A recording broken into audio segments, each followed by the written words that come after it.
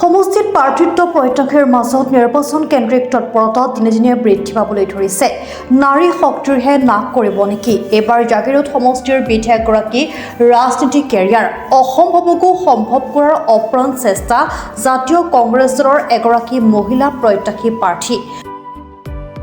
জাগিৰোড বিধানসভা সমষ্টিত কংগ্ৰেছৰ টিকট প্ৰত্যাশী প্ৰাৰ্থিত্বৰ মাজত অতি চৰ্চিত হৈ থকা এগৰাকী মহিলা প্ৰাৰ্থীয়ে এইবাৰ বান্ধিছে কঁকালত টঙালি। কংগ্ৰেছ দলে নাৰীক সন্মান কৰিবলৈ জানে, যাৰ বাবে জাগিৰোড বিধানসভা সমষ্টিত কংগ্ৰেছৰ নীতি আদৰ্শৰ প্ৰতি আকৃষ্ট হৈ টিকট প্ৰত্যাশী হিচাপে থিয় দিছে এইবাৰ বীণাপাণি দাসে।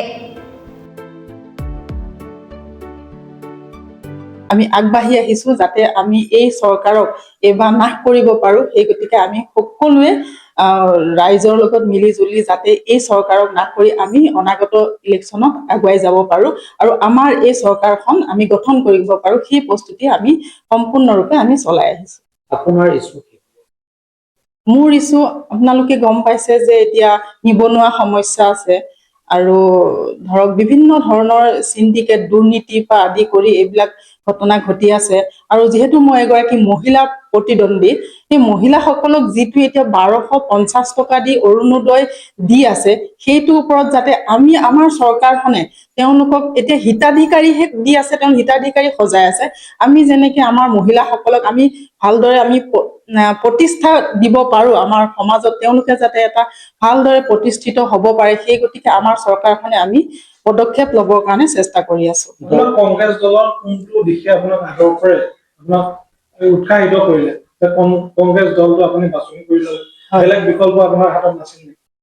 নহয়, মই কংগ্ৰেছ দলটো মানে এনেকুৱা এটা নীতি আদৰ্শ আছে। মই যিহেতু এটা বেলেগ দলত আছিলোঁ, কিন্তু মই যি কংগ্ৰেছৰ নীতি আদৰ্শ দেখা পাইছোঁ, আৰু গৌৰৱ গগৈ ডাঙৰীয়া যিহেতু সভাপতি হোৱাৰ পাছৰ পৰা আমাৰ কংগ্ৰেছত যিটো এটা পৰিৱৰ্তন দেখা পাইছোঁ, সেই পৰিৱৰ্তনৰ ওপৰত মই মানে আকৃষ্ট হৈ এই কংগ্ৰেছ দললৈ মই আহিলোঁ।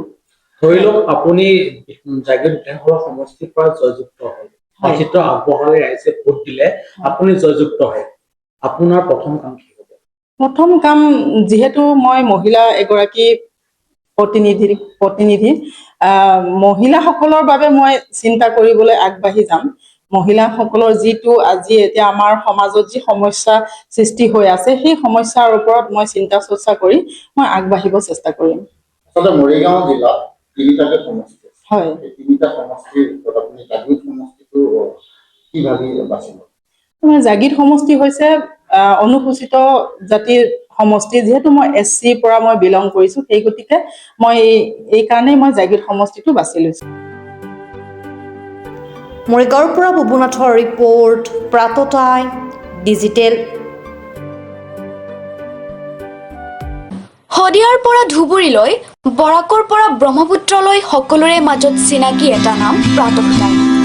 থলুৱা ভাষা, কৃষ্টি আৰু সত্য বাতৰিৰ আধাৰত প্ৰতিষ্ঠিত খবৰ প্ৰাতঃটাইমৰ প্ৰতিটো বা বাতৰি পুংখানুপুংখভাৱে চাবলৈ Facebook, YouTube, website, Twitter, Instagram আৰু ব্লগাৰ পেজত লাইক আৰু ফ'ল' কৰক।